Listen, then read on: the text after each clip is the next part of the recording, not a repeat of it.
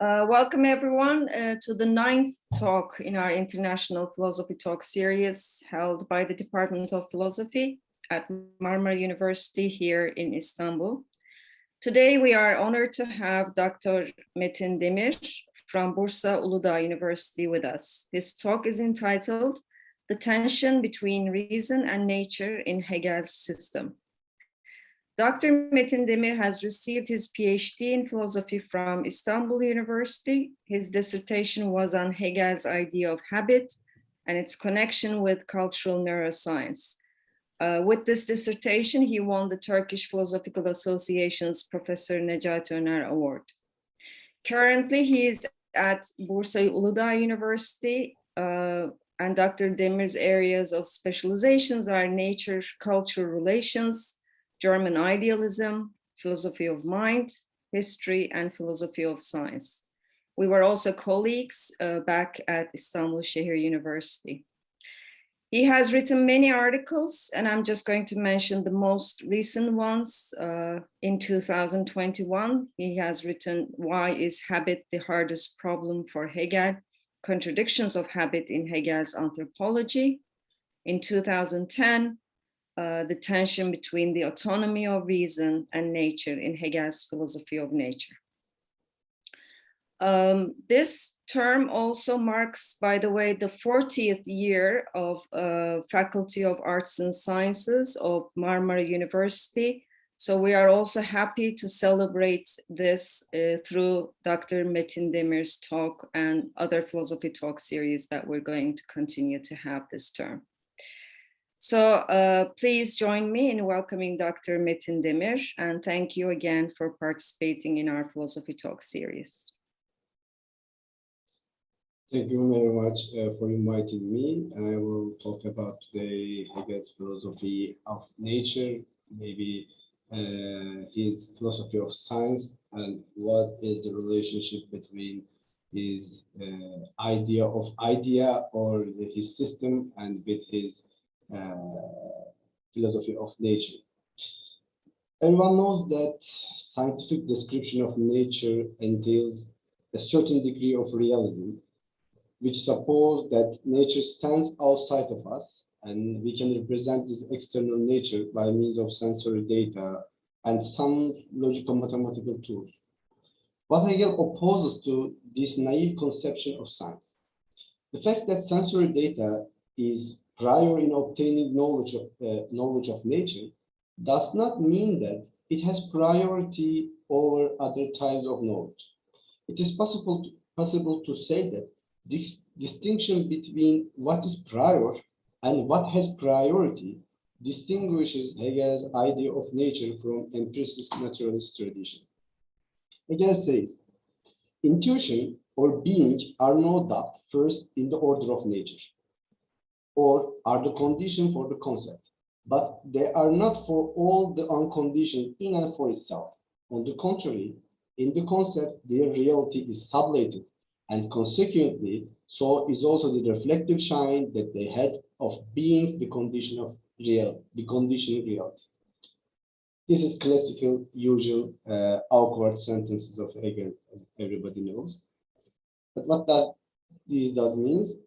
Hegel does not deny the importance of naturalist or empiricist approach based on sense certainty in obtaining knowledge of nature.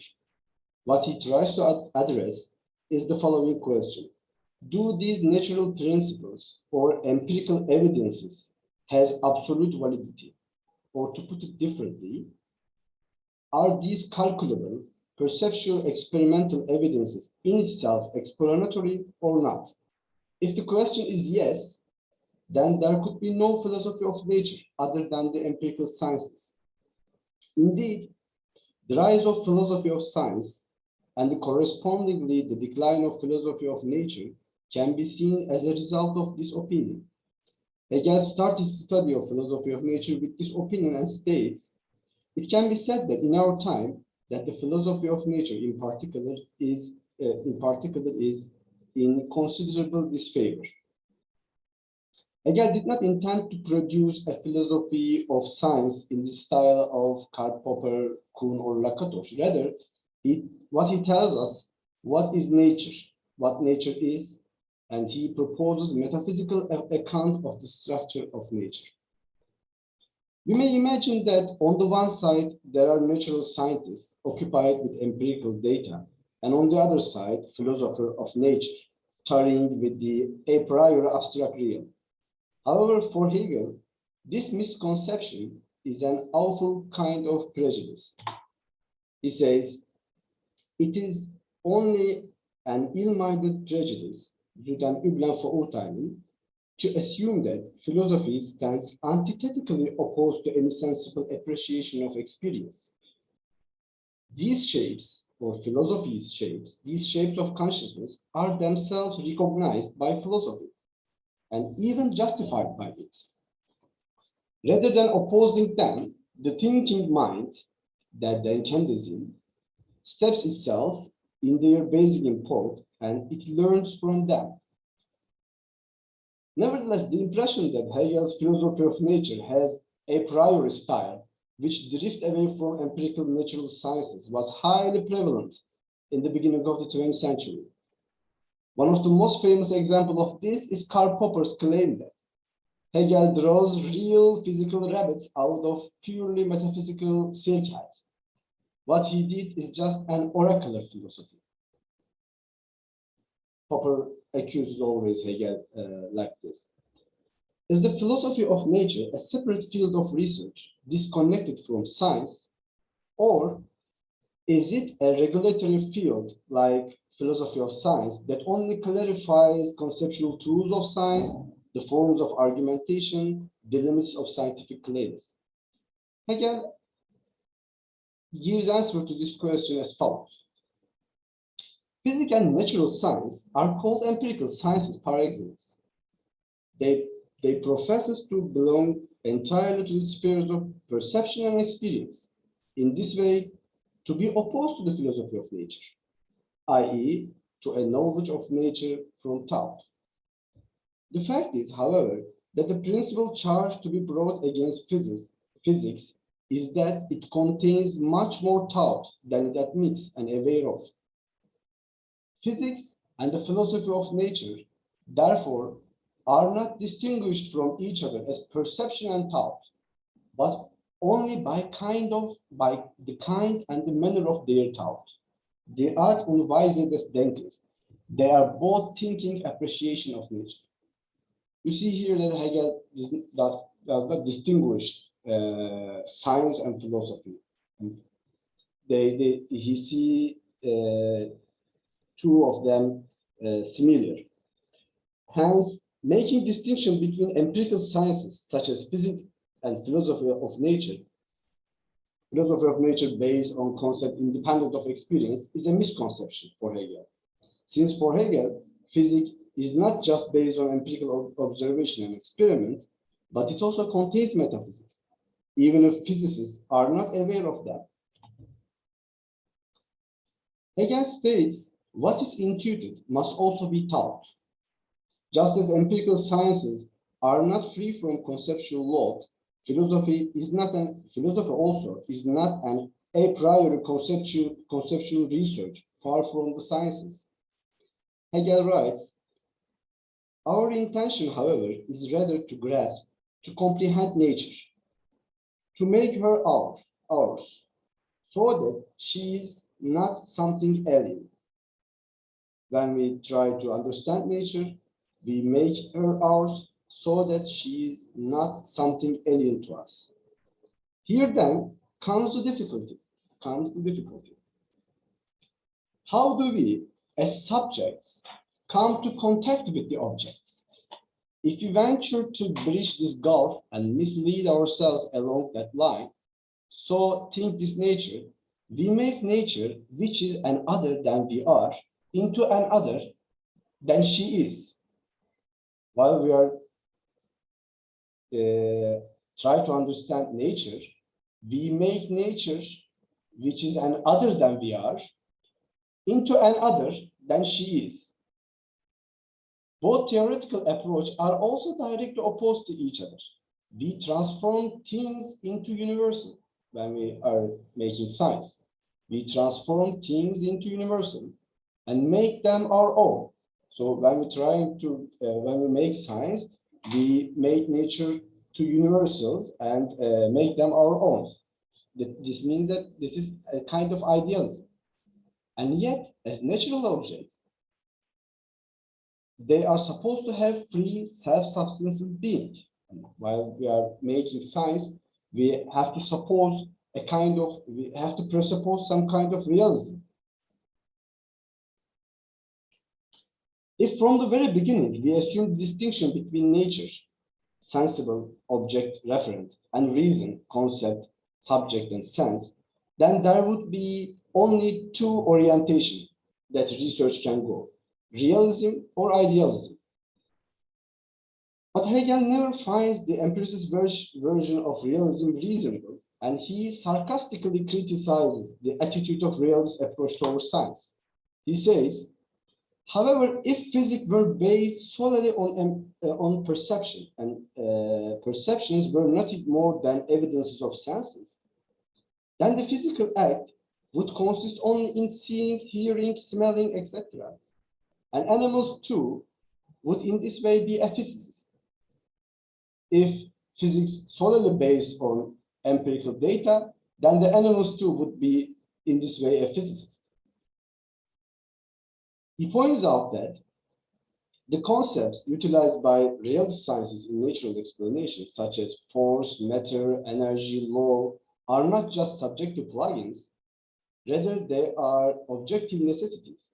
No scientific claim can be made without this objective, imperceptible, and conceptual relations. So this puts Hegel close to the idealist side, maybe. However, Hegel unexpectedly criticized also subjective idealism as well. Of a metaphysics prevalent today, he refers to here Fichte, of a metaphysics prevalent today, which maintains that we cannot know things because they are absolutely shut to us, it might be said that not even the animals are so stupid as these metaphysicians, for they go after things, size, and consume them. And so we understand that Hegel also not very close to idealism. He rejects both idealist and realist stances to philosophy of science. But what he proposed, one of the most essential debate among Hegel's scholars is that whether Hegelian philosophy of nature is an a priorist metaphysical approach, or is it an a posteriorist anti-metaphysical style which follows empirical sciences of his age. What is interesting here is that Hegel considers himself a natural scientist and presents himself likewise to the reader. When he first published his first major work, on the cover of the first edition of Phenomenology of Spirit in 1807, Hegel gives himself this title: Professor of Philosophy in Jena University, the Counselor of Ducal Mineralogy Society, and the member of other scientific communities. Hegel regards himself as scientist and the member of important scientific communities. The reader is surprised to learn that the book on Geist that he is about to read is written by an author claiming to be both philosopher and mineralogist. Moreover, the philosophy of nature section in Hegel's Encyclopedia showed that Hegel closely follows almost all ongoing scientific discussions of his own era. This also indicates that Hegel is a very sensitive philosopher towards empirical sciences. Most of the Hegel scholars consider his philosophy of nature has an a priori rational structure rather than empirical. For them, Hegel grounds on the framework he builds on logic and melts down all the scientific studies of his age into his own logical pot. So natural sciences here serves only a means of demonstration of metaphysics in the example of empirical reality. many important commentators such as Charles Taylor, Alison Stone, Bernd Brassel, Edward Halper, Renate Wagner, Wolfgang Neuser, Dieter Van Schneider favors this type of a priorist reading. A priorist, rationalist, or idealist. So they believe that logic determines nature in Hegel's system, and they support themes of logic, and this side is also anti-naturalist. According to another more American interpreters, Hegel affirms scientific views of his age without any prejudice and classifies these categories of natural philosophy according to the scientific results. Hence, metaphysics is informed by natural sciences and follows the order of them. They see Hegel a realist and empiricist, and nature determines the logic, and logic follows the route of empirical sciences. And they see Hegel as also a naturalist. Many of the important Hegelian commentators, such as G.M. Petrie, Arthur Findlay, Gerd Buchdahl, Harold Harris, Terry Pinkart, Olaf Breitbach, Friedrich Beiser, William Maker, Susan Hahn, basically participate in this second line of reading, despite some minor differences of their approach. But there is a vexing dilemma here. Either one should accept a kind of metaphysical idealism that presupposes an isomorphism between thought and its other, between thought and nature, by denying the radical otherness of nature for the sake of systematic unity of metaphysical idea, or one has to relinquish the idea of autonomy of reason by accepting nature as something given to thought, which renders nature alien to thought. However, compelling nature to choose one of these two options amounts to missing his speculative way of thinking. As John Burbidge demonstrates, natural philosophy of Hegel does not directly imitate logic. For example, in chemism chapter of logic and the chemistry section in philosophy of nature have different compartments and contents. Still, the fact that logic and the philosophy of nature have separate contents and forms does not mean that they are separate from each other. Thus, the progress in Hegelian system proceeds here through mutual determination of logic, nature, and thought, or maybe thought, nature, and thought again. Thus, in Hegel's system, nature is neither alien to structure of thought, nor completely identical with it. Speculative synthesis as the identity of identity and difference attempts to think of logic and nature together without eliminating the difference between them. So Hegel is neither a realist, which regards nature as given to thought, nor an idealist, which sees nature absolutely or totally conforms to the logical structure or our own structure. But what is Hegel proposing? What is the relation between sciences and metaphysics? I claim that Hegel's proposal is that the relation between metaphysics and the sciences is the relation of two different language games. Hegel seeks to produce a new synthesis, a speculative synthesis, by critically re-evaluating both idealist and realist method of studies of nature, Naturbetrachtungsweise. For him, philosophy of nature and physics share the same object, but they have different ways of thinking. For this reason, philosophy of nature needs to be all ear to the material coming from empirical sciences, but the whole legitimacy of it, the whole legitimacy of science, of philosophy, is not the empirical material. While physics classically is experimental examination, calculation, and classification of nature, philosophy of nature is the reconsideration of these classifications regarding particular universal relationship with respect to the concept. It can be said that while physics is a struggle for saving the phenomena, as Duhem said, while the sciences, while the physics is a struggle for saving the phenomena to ensure the internal consistency of experiment and observation, philosophy of nature can be said is a struggle for saving the reason to ensure the internal consistency of metaphysics or reason. Thus, while empirical sciences are trying to give names, classify, and conceptualize the phenomena that emerge in their fields, the philosophy of nature reprocesses the material provided by empirical sciences in accordance with the structure of logical intelligibility. The philosophy of nature is not an examination of nature through observation. Philosophy of nature is not an examination of nature through observation, but explanation of these observations in systematic unity and logical necessity for Hegel. So this means that the metaphysics must review the findings of natural sciences by translating these results, by translating them to the language of the concepts. Hence, the philosophy of nature is obligated to translate the material provided by empirical sciences into the language of concepts.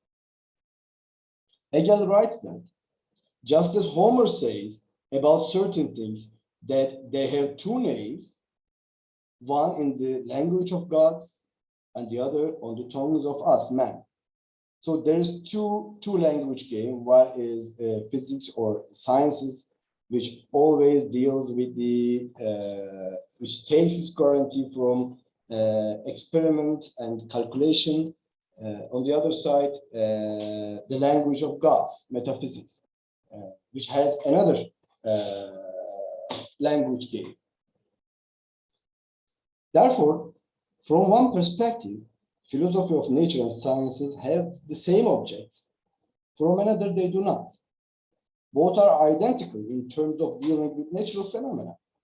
However, while empirical sciences regard nature as ready-made and given material and always consider an experimental results and mathematical proofs as the highest validity criterion, philosophy of nature gets its criterion of validity from systematic conceptual unity, not from experimentation and mathematics. Empirical sciences and philosophy of nature are not two sciences working on the two different subjects, but two different language games on the same subject. Every phenomenon and conceptual framework that we encounter in natural sciences is transformed, relocated, and translated into the language of metaphysics, and made possible to take their place in the crystal structure of intelligibility. This is also a bombastic claim of Hegel. The crystal structure of the system, in ihrer diamantinen Identität, the crystal structure of, he believes that the logic has a crystal structure, and all new scientific data has to be transformed, translated, and relocated, and get its place in this crystal structure. And so he solves the problem or the tension between sciences and metaphysics. But the thing is not so easy. Is there any problem in this process of translation between two different language games? But is it possible to translate science into metaphysics? Is it possible to explain every natural phenomenon in accordance with the conceptual structure? Even as natural sciences draw their strength from constantly destroying established patterns of thinking by finding always new phenomena, could the dialectical framework of the concept completely embrace this uncontrollable power of natural sciences? Can allegedly the admirable crystal structure of intelligibility, i.e. logic, cope with the ever-updated data of natural sciences? Maybe this is the point where the tension between natural sciences and the autonomy of reason peaks. While the philosopher intends to put the results of sciences into their own crystal metaphysical network, the sciences constantly come up with new challenges. Thanks to this challenge, empirical science gained a tactical advantage over the philosophy of nature and tends to declare the weakness of metaphysics over sciences. Nevertheless, Hegel accepts this attack comes from sciences and reverses it, as he always does. According to him, philosophers' exhaustion in the face of the dazzling speed of sciences is not a poverty of metaphysics or a poverty of philosophy, but instead, it is the impotence of nature. It's not our fault. It's the fault of nature. Because nature is impotent. This is not the advantage of sciences, but this is the weakness. This is not the weakness of metaphysics over sciences. Nevertheless, Hegel accepts this, that this is the impotence of nature. He says the Ohnmacht der Natur. Hegel sees the failure of metaphysics in pursuit of the dizzying plurality of materials provided by sciences, not a shame of metaphysics, but rather the weakness of nature. Natural science, by profession, are obliged to explain all the phenomena revealed by the observation and experimentation, because its absolute guarantor is empirical evidence. However, philosophy has no such duty to explain all the richness of life. Hegel says, the impotence of nature sets limits to philosophy, and it's quite improper to expect the notion to comprehend, or as it is said, construe or deduce these contingent products of nature. Nature everywhere blurs the essential limits of species and genera by intermediate and defective forms which continually furnish counterexamples to the every fixed distinction. We can make distinction, we can build our own crystal identities or our logical structure, but if we cannot follow all the richness and all the results of nature, we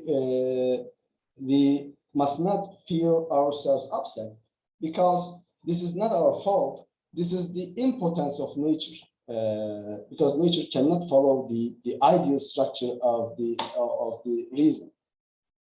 So while the nature exhibits a rational structure suitable for idea, when it presents a reasonable conceptual necessity, where universal laws explain individual phenomena, it always confronts us with new contingencies and developments. There will come always new contingencies, new phenomena, and new development from sciences. For this reason, Hegel described nature as idea in its otherness.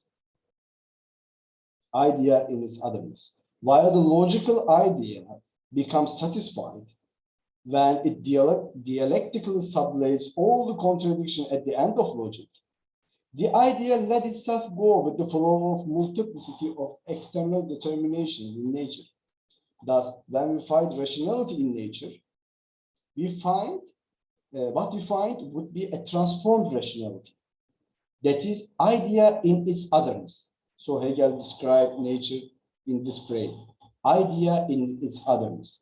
We have idea, we have a logical structure. When we make science, we see a regularity and rationality, but this depends totally on chance and necessity. There is always some unexplained phenomena, and there is always some necessary rules in scientific explanation. So science depends on chance and necessity, as Jacques Monod describes modern biological science with this title, Science and Necessity. But for Hegel, metaphysics or the concept is the realm of freedom and necessity. There are some differences, but to some extent, there is we have the capacity to translate these two realms, these two different language games each other. So thus when we find rationality in nature, what we find would be a transformed rationality, that is, idea in its otherness.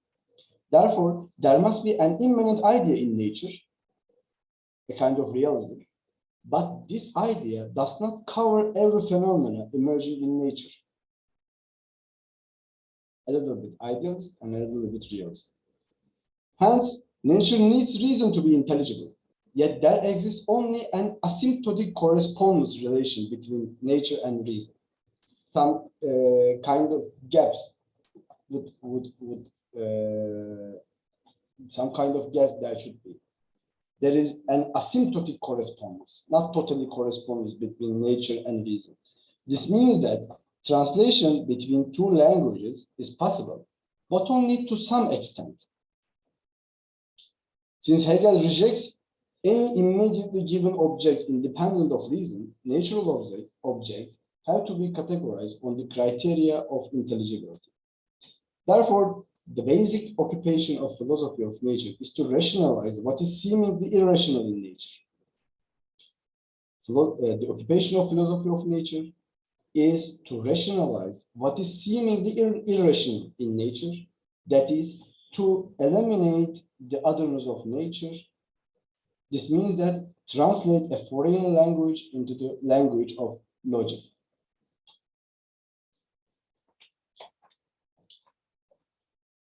I can finish my presentation with these words, and we can follow.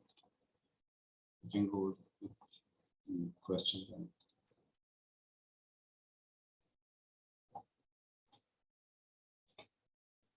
Thank you very much for listening. Thank you very much, Dr. Metin Demir. We thank you for your presentation. Shall we go on to questions, or do you want to take a few minutes? Maybe we can go away and continue. Okay. Okay.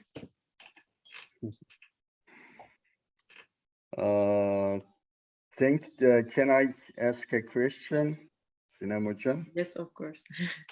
Sorry, Kerim Hocam. Yeah. Go ahead, Hocam. You are the first, please. Tamam. Thank you. Just a clarification question. So at the beginning of the talk, you said that you mentioned that there is a like a question or a problem. How do subjects, or how can a subject come in contact with an object? And the way you applied it in the case of nature is that the process of subjects, humans, understanding nature is we make nature an other.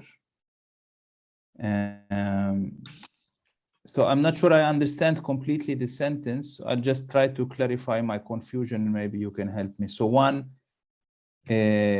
understanding here is, I guess, conceptual. So as we try to impose concepts upon nature, yes, then it becomes it becomes something else, right? Yeah. And in that sense, it is an other. Other than other, yes. Yes, okay. So science, like empirical science, even physics and biology, is also in this sense, is also an understanding. It's a conceptual understanding of nature, right? Exactly. So mass is a concept, weight is a concept also. Mm-hmm. So both the scientist and the philosopher, they are both impose concepts upon nature. Mm-hmm. They're just different kinds of concepts, I guess. Exactly. Okay. So one question here was, shouldn't this make the translation easier between empirical science and logic, since it's all conceptual and we are not really dealing with nature as it is, right? Yes. We can only experience it, I guess. We can never Yeah, we can never feel the feeling of a tree, but we can only maybe, yeah, Yeah. Maybe to understand what Hegel says here, we have to understand what he means when he says concept.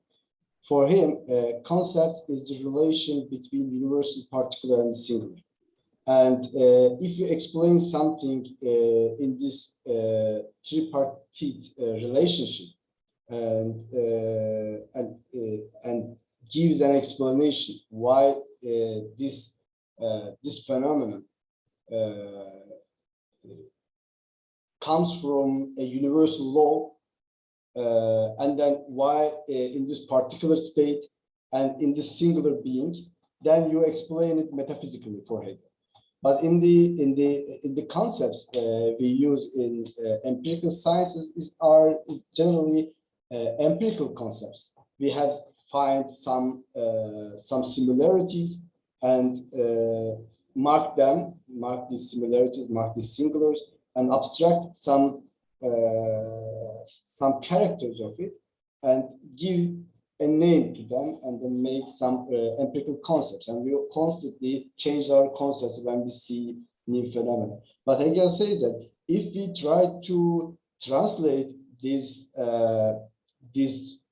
empirical concepts comes from natural sciences, we have to change, or we have to explain all this data and put this data into the logical concepts, which Hegel says universal, singular, and particular. And in his philosophy of science, Hegel always tries to give these shapes.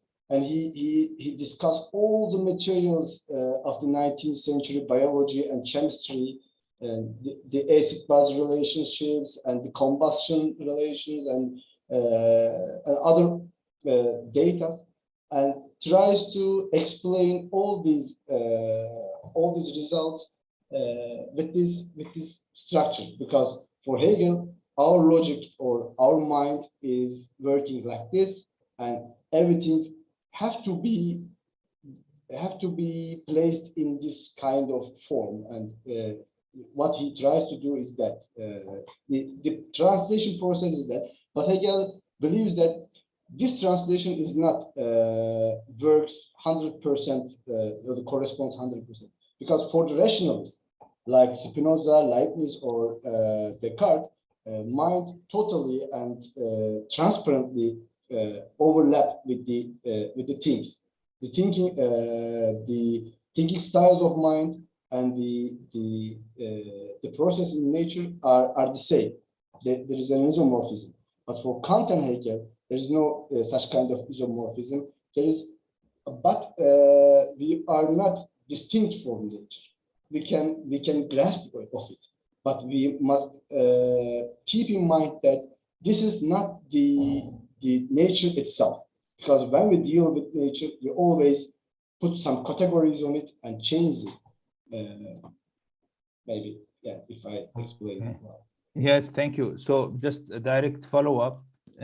So if the concepts of the empirical sciences are some sort of generalizations of patterns that we observe through, let's say, different instruments, yeah.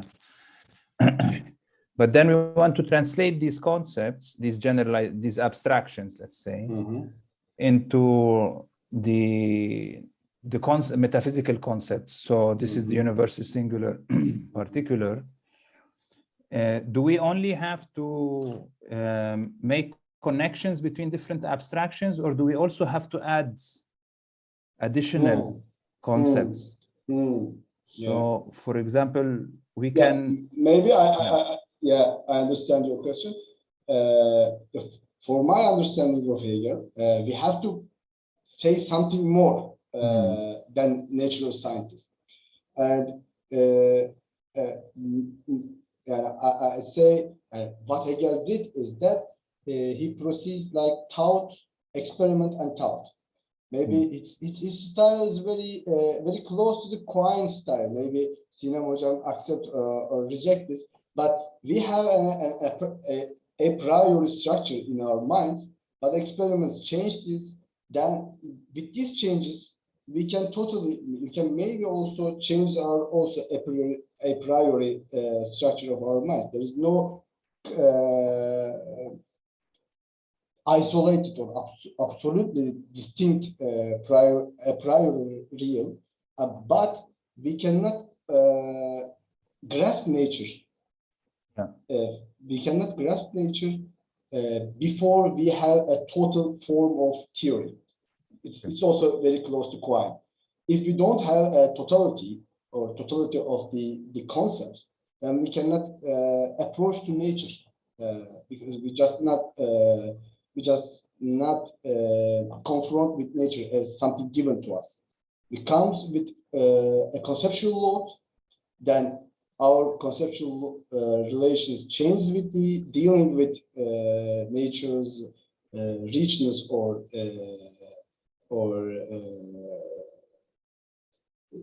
with the discoveries, and then we can again rating or reshape our a priori logical structure. And it's unexpectedly very close to Quine's understanding of naturalism, but again, it's not a naturalist because I can't the way I explain. Thank you. Thank you very much for this question. Erdal Hocam. By the Thank way, you. Sinem Hocam, are you accept my claim? I do. I mean, it reminds one of the ontological relativity thesis that Quine is endorsing. Yes. Very interesting. When I read Quine, it seems to me very shocking that he's very close to the understanding of Hegel's philosophy of nature. I agree. Sorry, Erdal Hocam. No problem. Thank you, Metin Hocam. Yeah, I have a mini question, but of course Hegel is. Your topic also. With two different languages on the same topic. I will ask some simple question.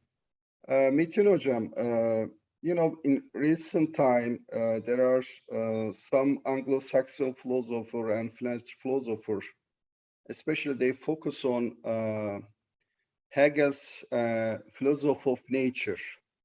Until recent time, many philosophers studied his philosophy of spirit or unconscious mind. Yes. Recently, this subject is very popular. But according to some philosophers, you know, the subject is very old subject. There is no need to talk about Hegel's nature or philosophy of nature because of some reason. So you and the other philosophers, why do you study this, especially the this subject? Which point in Hegel's philosophy is attractive, important, especially today, for understanding, for instance, nature, reason, and its relationship? This is the first question. The second question, you know, for instance, Kerim Hoca asked, I think Kerim Hoca's question is also related to the things that I want to emphasize now. Hegel's philosophy is based on dialectical method. But when we talk about Hegel philosophy right now, we thought Hegel's speak like Descartes. But actually, you know, his system is based on dialectical process. Because of that, you know, there's nature is not on the one side, reason is not on the other side. You know, there is a dialectical process. Because of that, I think from this dialectical process, dialectical logic, we should talk about this problem. So based on dialectical process or logic, can we say that actually there is no real tension between reason and nature in this system? Another question, generally we place Hegel philosophy after Kant philosophy. Yeah, of course, chronologically, this is the case. Yes. But I think Hegel combined Leibniz and Spinoza. Instead of Spinoza's substance, he accept Leibniz monad. I mean, of course, Leibniz, Spinoza's, Hegel's system is organic system, not mechanical system. But Spinoza's system is very mechanical system. But Leibniz may be also organic. Yeah, Leibniz system is organic system. Because of that, I said, actually, Hegel combined Leibniz monad with Spinoza's system. Imagine Spinoza's system an organic system, and imagine, the Spinoza's substance is a monad. So we see actually the Hegel system. Yeah, this is my interpretation actually. So what do you think about this interpretation as well? Thank you very much for these three questions. First of all, what is attractive for me in Hegel's philosophy of nature? Because nowadays it's very popular style to reconsider or rethink Hegel's philosophy of nature. Because G.M. Petrie says that until 1970, no one works on his philosophy of nature. Benedetto Croce, for example, says that Hegel is an important philosopher. You know that he is the most famous Italian Hegelian philosopher because of his aesthetic works. But he says that Hegel is an important philosopher, but his philosophy of science is rubbish. It's not. It has no creative or important things. Also, Hans Reichenbach, Bernard Russell, and Karl Popper say that he's a charlatan. His philosophy of nature is totally absurd. I think there is a one famous philosopher, Turkish philosopher. No, not philosopher. I'm joking. He argued that Hegel is charlatan. A scientist, maybe scientist. Yeah. What attracts me in Hegel's philosophy of nature and also his philosophy of spirit is that when I studied my MA in Share University in Cultural Studies, I see two different sides in contemporary debates. On the one side, I worked on evolutionary theory and explanation of everything in evolutionary terms and biological or neurobiological terms. This seems to me very interesting and a nice style. And I start to think on neuroscience, biology, and these stuff. But also on the other side, I learn most of things about philosophy of science and gender studies, and they also always say that this biology is socially constructed. They are always, or Thomas Kuhn, and they explain everything with the concepts, our conceptual tools, and they can be so seen as ideals. They believe that our nature totally socially constructed, and they follow these idealist options.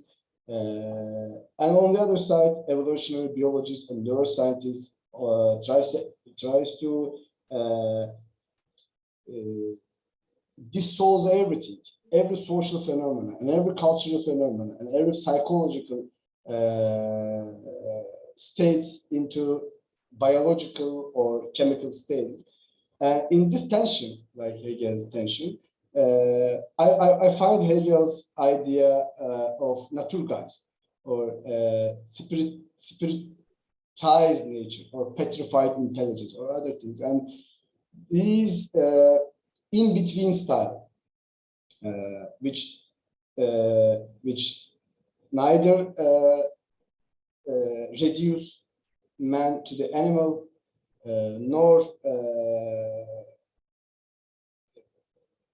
nor accept all the social and ideal determinations and disregard physical sciences, seems to me very attractive.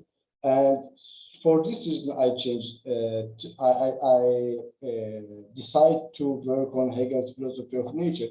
And what after I studied it, I find in him very peculiar style, because he is not rationalist. He don't see that the nature and the mind is similar, and we can deduce everything from our mind. This point is also distinguish Hegel from Leibniz, because for Leibniz there is a total correspondence between mind and the things, and in our mind we are godlike, and we can understand to a certain degree whole universe. But for Hegel, as a biological beings or as a natural scientist, we cannot totally grasp nature. But this does not mean that nature is an alien to us and totally other than us.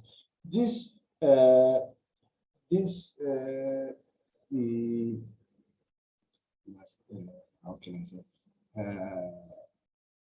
Precocious position, or this style seems to be good to work on it. You say in your second question, the dialectical process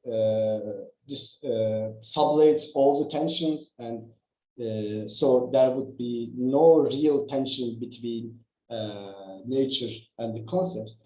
But what is the important thing in Hegel's speculative synthesis is what I said also in my presentation, is the identity of identity and difference. Hegel always tries to keep the difference on the one side, and also shows the identity of the different things. And so there is a tension, or there is a contradiction between logic and nature, but this contradiction also must be sublated. But what is sublated does not mean that they become similar, or they become same. The sublation of the concepts preserve the difference, and accept the difference, and sees the contradiction, but also goes beyond this contradiction and proceeds like that. So this is not a just reductionist approach. Because of that, Hegel denies these two options, empiricist or realist, because empiricists reduce the conceptual framework to the givenness of nature or empirical data, and solves the problem. And nature is here, is that outside of us, and maybe in Husserl's term, they have a natural attitude toward nature. See nature as the outside of us. We can understand by observing it. This is a kind of reductionism, and Hegel discussed this kind of reductionism. He says this is a kind of barbarity, a kind of barbaristic style, because annihilates the other, and it's a very vulgar understanding of nature, this empiricist style. He also accused Newton as a barbaristic. He also sees Newton as a vulgar style of understanding nature, as also Leibniz did. But also, these rationalist styles, which a prioristically deduce all the things from the concepts or the ideas, is also not a good way to follow for Hegel. And he tries to make a balance between these two styles and synthesize or produce a new approach. I think his new approach to natural sciences is this. Yeah, I show another example. Yeah, my claim is that one side of the interpreters choose the rational side and try to close Hegel to a prioristic side. Another commentators, especially Americans, tries to show that Hegel is convenient with natural sciences, because you can see that he is almost a natural science. But I think this is also, these two ways of interpretation also a reductionism, and they are fails to understand properly Hegel. And my proposal is that no reductionism, nor neither reductionism nor over idealism, but the translation between two language games. My claim is that different from the existent comment interpretations. So these may be my answers. Yeah, did you finish your answer concerning the second question? The tension, Yes. the dialect. Yeah,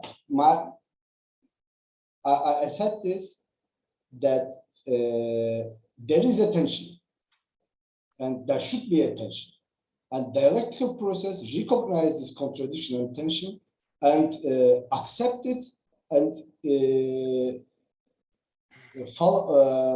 continue his proceedings by grasping or embracing this internal contradictory form. And so there is a real tension, but this realness of tension is not absolute. Right. Yeah, my point is that because when we talk about this tension, we think Hegel speak like Descartes. It means nature is isolated from reason. Reason is isolated from nature. Yeah. No, actually, of course, according to Descartes' system, contradiction is basic concept. That's the contradiction actually that force the reality, that force the whole things. Because of that, I said maybe instead of the word real, we can say there is no yeah, right, you use the word absolute. Right, tension. Why? Because as you said, the later process supplant the first process. Because of that, yeah. But the contradiction is real, you said. Yeah, it is not a shine. It is not an illusion. Right. It is real, but not absolute. Right. So concerning my third question, Leibniz, the combination of Leibniz monad and of Spinoza's system. Because I see, here in Uludağ University, I'm now giving the 18th century philosophy this year, and when I closely read the Leibniz again, I get shocked because it's very close to what Hegel says, and there is only tiny differences between Hegel thought and Spinoza.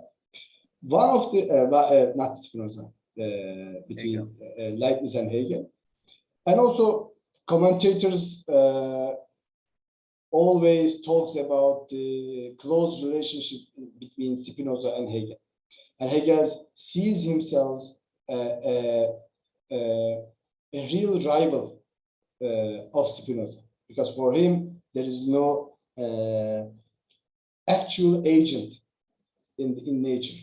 There is only one agent.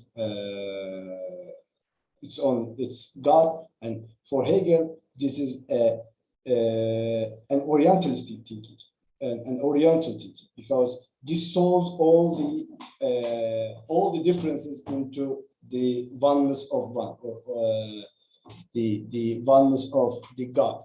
But for Hegel, God has to change itself, and God has to proceed itself toward a higher, maybe a higher state, and God is not separate from history. We cannot see something from subspecies items, and so he don't accept Spinoza's position, but he accepts his monism. He accepts his monism, but this monism is not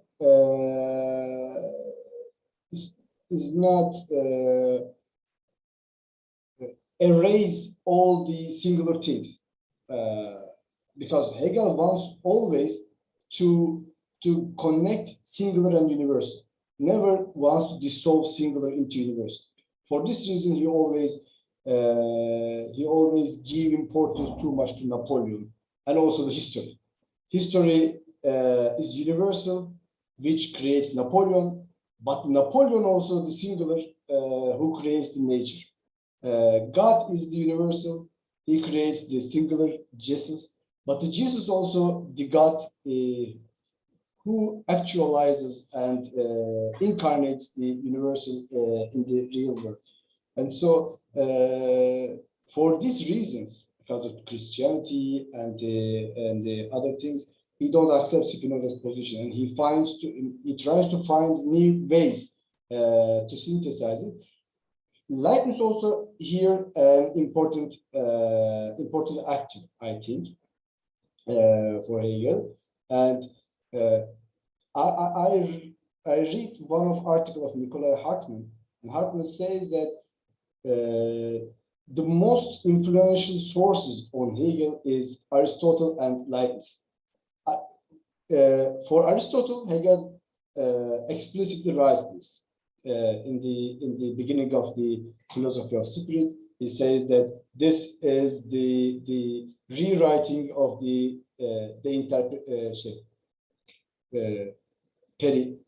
peripsyche on the soul. He says that my book on spirit is the rewriting of the on the soul, and I follow Aristotelian style. And he accept his depth to the Aristotle, but he don't mention too much, both in the history of philosophy and also in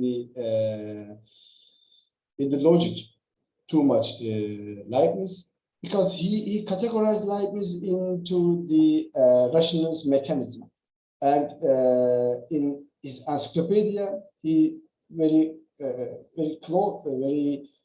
he gives a short pages. He allocates short pages to the Leibniz and says that he's a mechanist and mechanical. He conceives a mechanical universe, and he make not explicit to his depth to Leibniz maybe, and but as you mentioned, I see too much similarity between Leibniz and I also endorse Hartmann's interpretation here. He's very close to Leibniz, and the most influential sources on Hegel is maybe can be cited as Leibniz. Mhm. Yes, according to some experts, actually, when we talk about Hegel's style of nature of philosophy, it led us to Aristotelian nature of philosophy. Yeah, right? exactly. But yeah, I cite or I mentioned some great differences between Sure, Aristotle sure. and Hegel in my book. Also, yeah, there is a. But Yeah, I formulate it as this. sorry. Sorry, I formulate it as this. Hegel's connect Kant with Aristotle. It takes Aristotelian realism and inject Kant's idea of freedom to the Aristotelian realism. I formulated is that inject in Aristotle a Kantian spirit of freedom.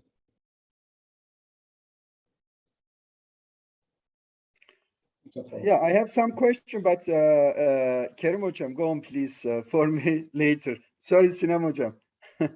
No worries. Yes, Karim Hocam, your hand, I see your hand. That wasn't from before, right? Yeah, I have another. Yes. I'm just trying to understand something. Yeah. So, so I'm going to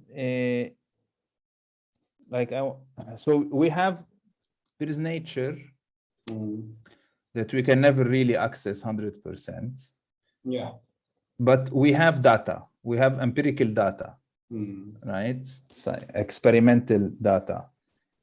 Usually, we don't have disagreements about the data, right? We agree that this is 3 kilometers and this is red or what, basic empirical data. There is no disagreement, I think, at least, on it.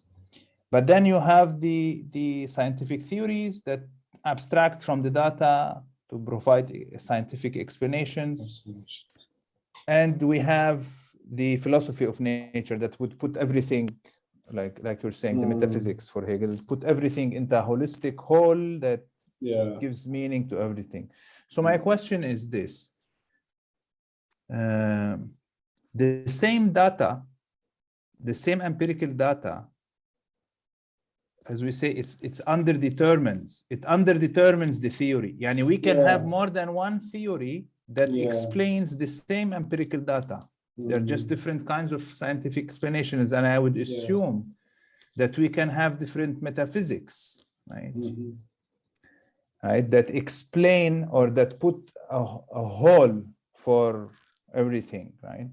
So my question is, what kind of criteria for Hegel, according to Hegel, what kind of criteria do we have in order to compare or to say, okay, this metaphysics is better than this one, or this is incorrect, or this is correct?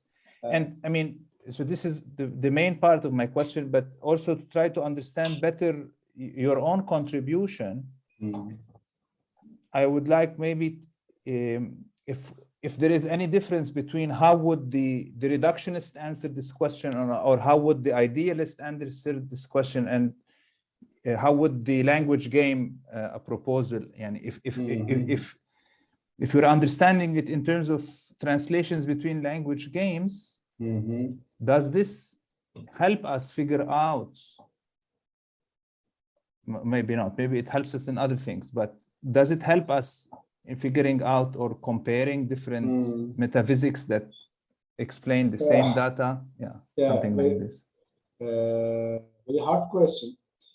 But as I read from Hegel's philosophy of nature, the criteria for choosing one theory from another is Hegel's own mind. Yeah, because Okay.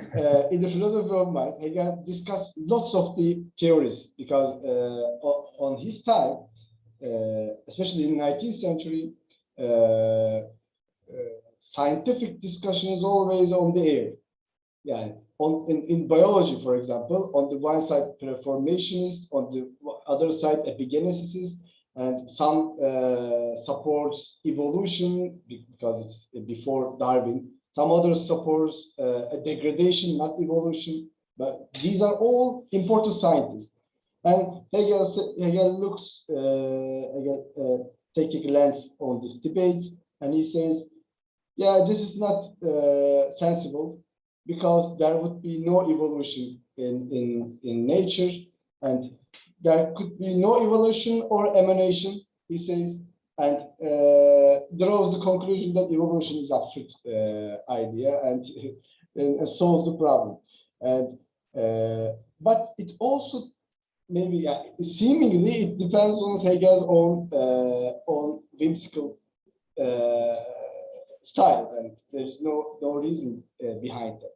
But when I think on this point and search on the issue, because I studied dominantly Hegel's idea of organism, and this was the greatest problem for me, because Hegel rejects the evolution. And how can we learn something from a guy who don't accept evolution in nature? I find that he has some definitions or ideas in his mind, because he believes that there would be no there would be no progress in nature. For him, there is time in the universe, time in the nature, but cannot be history. Accumulative process in nature, because for him, every organic being reinstantiate the universal form, the genus, or every organic being is an example of genus, a token of his own genus, and there is no progress in nature. Nature always produce same things in necessity, but always some mutations, some change, some weird combinations, but there is no necessary development in nature. But when Hegel looks to history, he says there is a necessary development from Orientalistic thought to the Western mind, and that everything accumulates and tends or flow towards the Western philosophy and his own philosophy. There is both necessity and freedom and development. So when he looks at evolution, when he looks at the biological realm, he sees there is in this realm always the reproduction of the same, not a progress. And because of this idea, he says that there should be no evolution in nature. Yeah, this is an interesting point. Hegel gives a reason against Darwin, but it's a failure for him, because Darwin dominated the biological thinking, and Hegel becomes outdated because of his own prejudice. But actually, maybe frankly, I can say that I couldn't find where is the proper place we have to resort or we have to find the criterion for choosing this idea to other. Because also Hegel says that no one can escape from his own time. Every philosopher is the son of his own age. So he says that my thinking or my system also is show how to get the absolute. But his idea of absolute is not the finished thinking or the elimination of the reality for one side. But the absolute is that the understanding of the progress, understanding of the change or the basic structure between singular, universal, and particular. And if you understand this, you can change. You can play with the parts and recreate your own system. You can be your own Hegel if you understand this technique, like Zizek. Maybe I can explain it in this way, but it's not a strong answer. But maybe I can show some way to. Thank you. Concerning this point, can I say something? Yeah, I would be able to.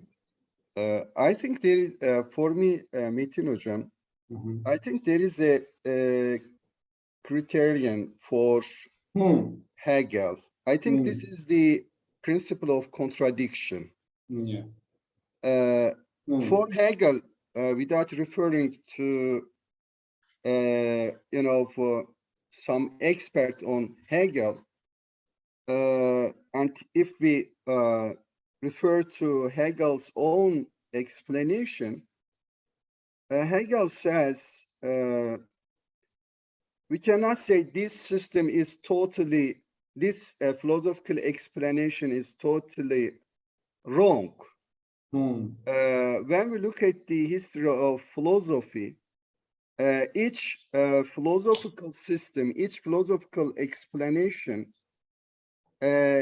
is true in one sense, and false in other sense. It means each philosophical system explains some aspect of whole reality, but not totally, whole reality. Because of that, each philosophical system includes, true explanation. Because of that, I think we cannot reduce Hegel's system to rational side or empirical side.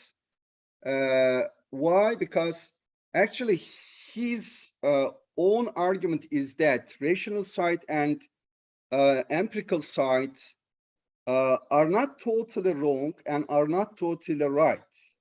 Because rational science explain some aspect of whole reality, empirical side explain other aspect, but my philosophy, Hegel says, include all of them because of that, So here, what is the criterion of Hegel philosophy? For me, for my understanding, the criteria is the principle of contradiction. Yeah. Why? Because when we look at the phenomenology of spirit, for Hegel, for instance, consciousness, subconscious, self-consciousness, and then reason, that's the part, and then spirit. When we look at this, process of Hegelian explanation, this explanation is based on the principle of contradiction. Why? Because under this consciousness, under the title consciousness, when we look at the sense certainty, we see, yes, this explanation is true, but until the contradiction. When the contradiction emerges itself, we sublet sense certainty explanation and we pass to perception, perception stage. And at the beginning, we see, yes, perception stage explanation is okay until the contradiction, reveals itself, shows itself. When contradiction emerges, in the stage of perception, the explanation in the space in the stage of perception is superseded, sublated by the other, for instance, force and understanding. For me, for my understanding, in Hegel philosophy, there is a criterion. This criterion is the principle of contradiction. When the principle of contradiction emerge, then we pass to another stage. But the first stage is not totally wrong. First stage explain one point of whole reality, but not other points. Because of that, it is in terms of this related, aspect. Sense, for instance, certainty explanation is true. For me, for my understanding. Also, Erdal Hocam, you reminds me a very good example to explain Kerim Hocam Hegelian style. When we look to Hegel's evaluation of scientific data, when we consider evolutionary theory, he seems unlucky because evolutionary theory wins and Hegel fails. But when we look to phenomenology of spirit and his considerations on physiology or in his time, because there is Lavater's physiology and Joseph Gall's phrenology, and he sees that. But because of, thanks to his dialectical method, he believes that there is something not good in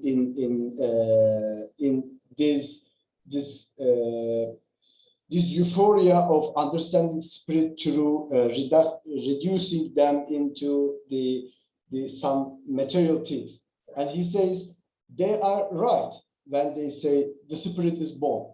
When try to understand all human characteristics or all human faculties into in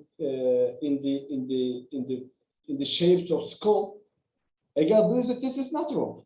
This is acceptable, but to some extent. Yes. Because they reduce them. This is one-sided. The spirit, he says, the spirit is born. And this is okay. I accept it. And also I accept this idea. God is a man. I accept also atheism. God is man because Jesus is the God. But this is also one side. Man is also, God is also man. Because we have to go away. We have to go further from that point.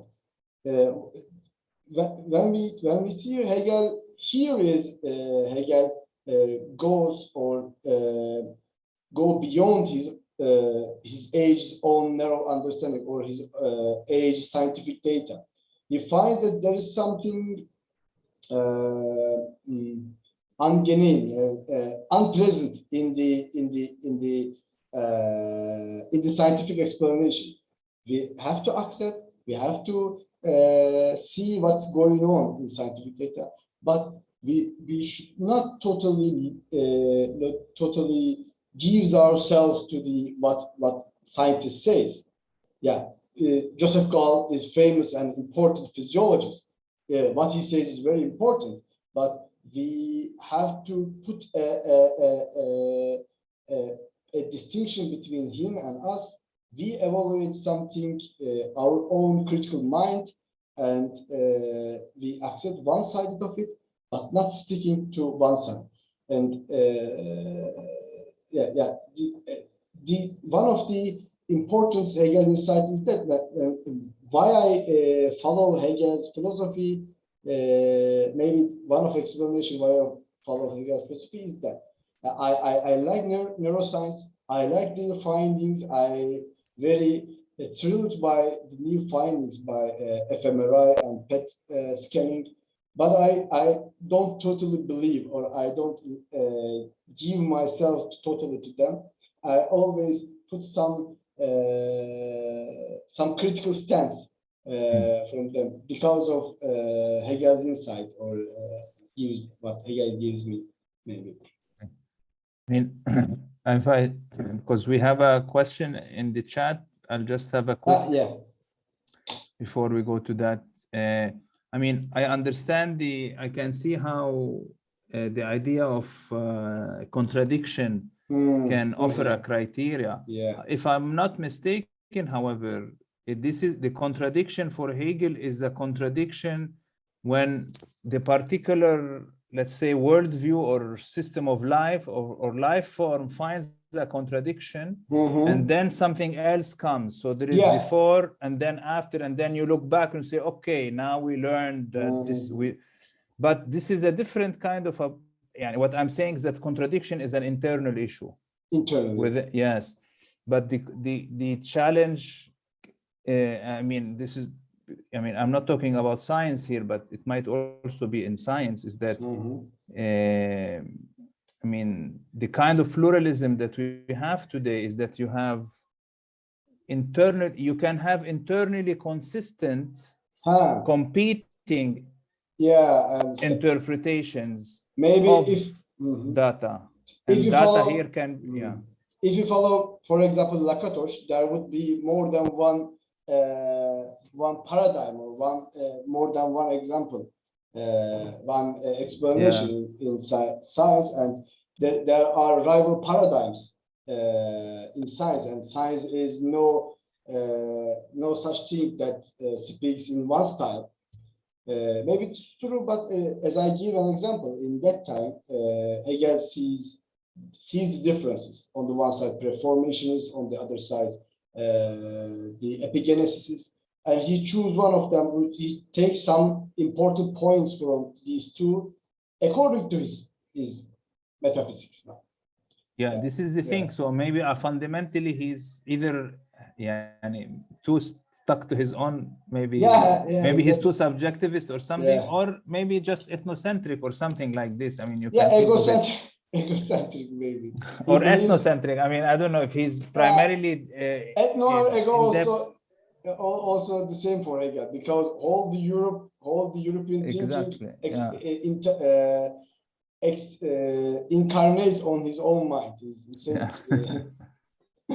But he actually says this in the opening speech of the Berlin University, when he's rector. He says the God and all the history counts, and the reason now in here in Europe, and I am the most important philosopher in the Europe, in Germany, and now I'm speaking in the name of truth, in the name of God also.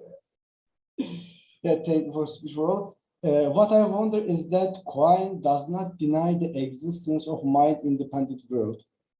Would the acceptance of this external world be a difference between Quine and Hegel? In relation to that, what would you say about Kenneth Westphal's claim that Hegel's phenomenology is an epistemological realist project? Kenneth Westphal. I criticize his idea, especially in my thesis and in my book. I give special place to Kenneth Westphal's epistemological realism, and I don't accept his theory. Or is there a priority in Hegel's system in favor of epistemological side of natural object? For example, there is called COVID-19 over the ontological side of it. I try to understand this part. Or is there a priority in Hegel's system in favor of epistemological side of natural object over the ontological? No, there is no such kind of priority for Hegel. And I always try to say that Hegel never gives priority on not on logos, not on the things, and it tries to make a balance between these two. Yeah, the difference between Quine and maybe Sinem Hocam can help us here. Between this difference between Quine and Hegel. Yeah,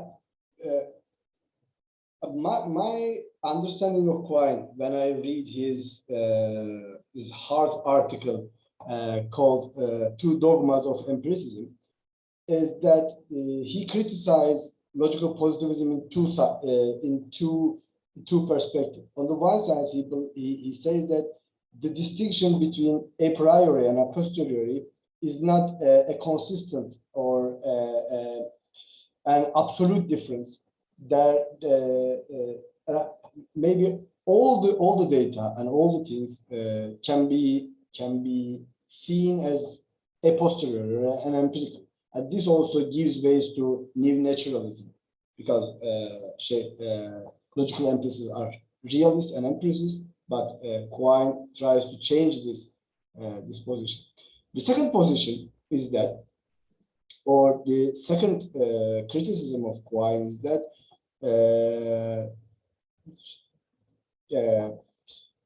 the second dogma is that they believe the might of the given.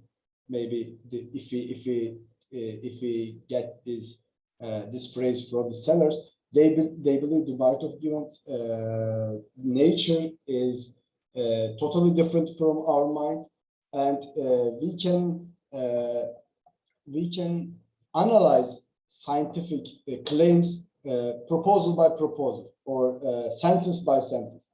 Scientific claims cannot be analyzed by this singular parts, whether they refer to the real object or not.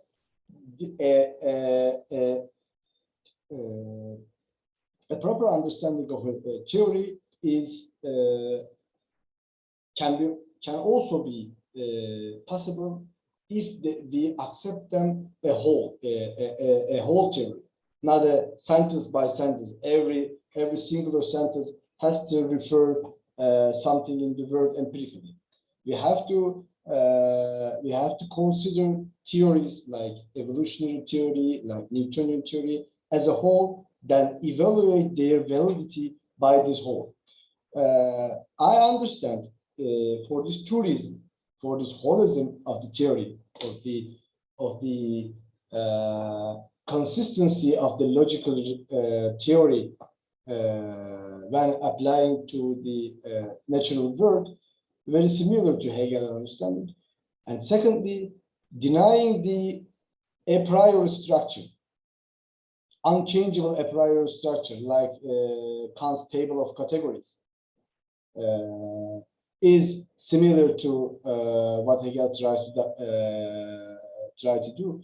And so for these points, Hegel, I think, close to Quine, but it's a big claim, because they are in the history of philosophy, they are absolutely, or they are the rival sides that cannot be find a connection. What do you think, Sinem Hocam? Yani, well, yeah,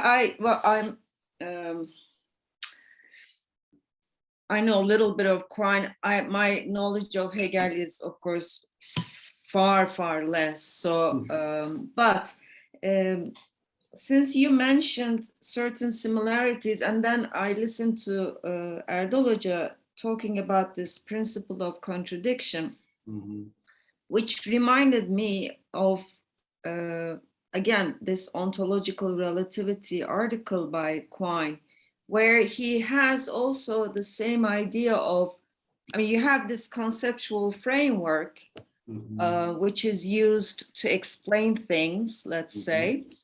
And then as new data comes in, right, you check whether this same conceptual framework is compatible with explaining the new data coming in. And then when there's something that seems to be contradictory with the present conceptual framework, then, of course, initially you want to save it. But if indeed the new data is significant and essential, then you change the conceptual framework. So that kind of reminded me of the principle of contradiction, because if the new data coming in is in contradiction with whatever the present conceptual framework is explaining, what are you going to do? You have two choices. Either you reject the data, or you notice perhaps something about the conceptual framework, and you perhaps realize there's a need to change it, elaborate on it. So as both you and Erdal Hoca also said, it is okay, it is successful until it is no longer successful. It's not necessarily incorrect, but it needs to be changed or adopted if the again, if the new data is not to be rejected. Of course, the principles that govern your decision whether to reject the data or actually include the new data, I don't know from which perspective that decision is made. That's, of course, Yeah. For Quine, it's an ontological commitment. You commit one theory, but if you see there is something goes wrong, then you change it. Yeah. But for Hegel, it's not that simple. Because like Fichte, he believes that Fichte says that philosophy is not a furniture that when you don't need it and you can get rid of it. It's your character, he says. Hegel also believes that you can. It's not a tool that you can get rid of it when it's not works. Yeah, I actually like this, language. Your suggestion of what was it? Language. Two language games. Yeah. Two language games, and I was wondering if I'm going to suggest something that might perhaps be used to support this idea of two language games. I don't know if it works, but I've always been amazed by how, as we observe things, right, we are restricted, of course, by the physical makeup of our own being. Yeah. The kinds of things that we perceive restricted by our physical makeup, even an animal, even though the physical makeup of an animal is also very similar to ours, even in an animal, you have a totally different, perhaps different perceptual skills, etc. So although we are restricted by our physical makeup and our access to what we observe is limited in that sense, we somehow come to a point where we start talking about things that are completely inaccessible. Let me give an example. So, we look at water, for instance, right? You look at water, it's wet, the obvious properties, the obvious observations, the wetness or how it changes its shape according to the container that it's put in.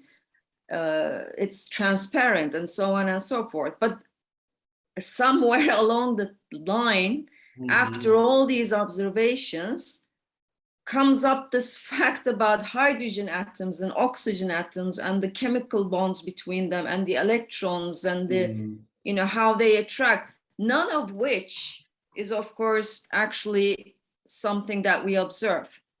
I don't want to, of course, undermine it, but there is some kind of a magic happening there from all the data that is collected to coming up with a theory that is far away from our observatory power to explain what we are observing.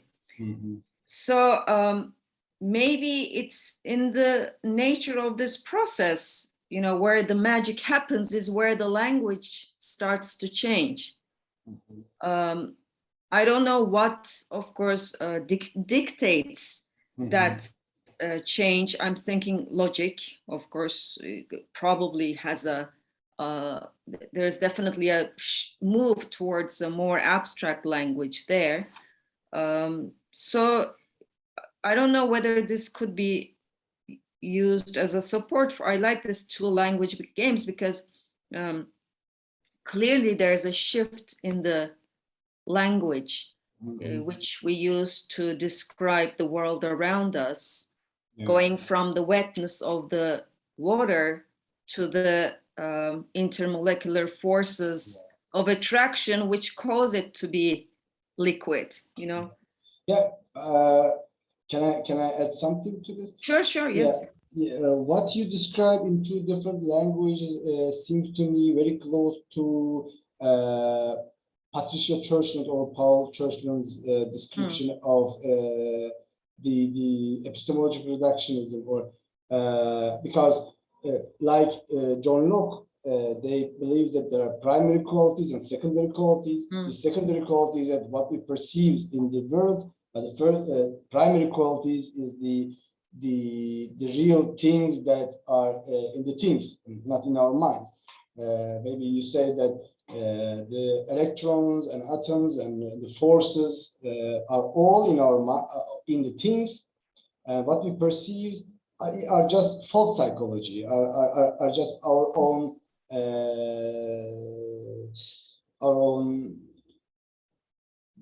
perceptions. But what Hegel says here, the difference between difference between two language games is not what we intuited and what we taught is the difference. Because he always tries to say that what is intuited is also taught. He always can't make some connection between thought and intuition, between first qualities and second qualities, and never reduce or choose one of them. Because as you all know, Descartes, Newton, and others, and also eliminative materialists, accept the first qualities and all the other qualities or other things a mishap or a misunderstanding or misconception or a deception. But because never things like that. But what his proposal, I think, that philosophy is not just what he goes, he distinguishes himself from the choir maybe here. Philosophy is not a job that that just follow the sciences and put the pieces of sciences into a form of generality or a follower of just sciences or scientists. Philosophy has another. It has its own tools, its own perspective on the world, and it has its own discussions, and always change take some results from take some evidences from the results of sciences, and tries to put this perspective. And what I propose, or what I understand from what Hegel says in two different language games, is that in the tango, in the language of gods, philosophers, and in the tongue of man's normal, usual scientists. Actually, this also now makes me think about something Karimo just said, and about two perfectly consistent systems with perhaps opposing assumptions, yet both competent to explain the same phenomenon. Yes. You know, which one is the better one, or which one is the I don't know which adjective to use here, actually. I feel like I want to say which one is the more real one, but that's going to sound nonsensical. Maybe Hegel has a tool here. He says which one is most consistent. Hegel is most consistent because do this theory, Hegel looks like that, do this theory have a universal explanation? Do this theory have an explanation of all the other particular instantiation of this universal law? And is it also applicable to this singular anxiety or singular thing? If this kind of theory he finds, and he seeks or he follows this theory, and he accepts this theory as a good example. But if you further ask that, if we have two theories that both meet this criteria, what should I do? At that time, I say we follow Hegel's own choose. Yeah, I think like this is exactly like perhaps the part when the philosophers should kind of step in, because all right, the data is collected, blah blah blah, etc. Now it's time to, let's say, build a theory, right? Yeah. So but perhaps more contribution from philosophers at that point, who knows, I mean, might save us time in coming up with the right, well, quote unquote, right theory more quickly, you know? Yeah. Because, I mean, as Einstein said something about that. It's not about, it's another question to be able to ask the right questions, right? And that seems to be, yeah, in the realm of philosophy. One interesting thing here, I mean, at least in the philosophy of science, is that the one criteria that seems to play an important role in choosing between, let's say, internally consistent theories is simplicity. Yeah, simplicity. Yeah, simplicity is also. But we have no idea why simplicity. Yeah. I mean, it just appears to us or something. I don't know. It's like we assume that, I don't know, reality is simple or something. I don't know. But of course, when we, you know, when it comes to, I mean, I come from a more, let's say, political, ethical, moral sort of debates, and there, to me, it seems the stakes are higher, because at the end of the day, scientific theories will affect our understanding of the natural world, and they will affect maybe how good or bad we can come up with machines or things like that. But in the other case, it might affect whether I go and you know, attack my neighbor or especially what makes Hegel more debateful character is because of is his ideas in especially in politics, history, and other areas.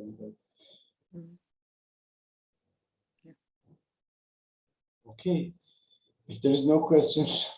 Yeah, are there any? Yeah, kept you for long already, Hojam. Yeah. It was a very fruitful discussion for me. Maybe we and can. us as well. For us as well, Metin Hocam. Thank you very much. Thank you, Metin Hocam. Thank you, Hocam, for inviting me. Thank you. Good night. Bye-bye. Goodbye.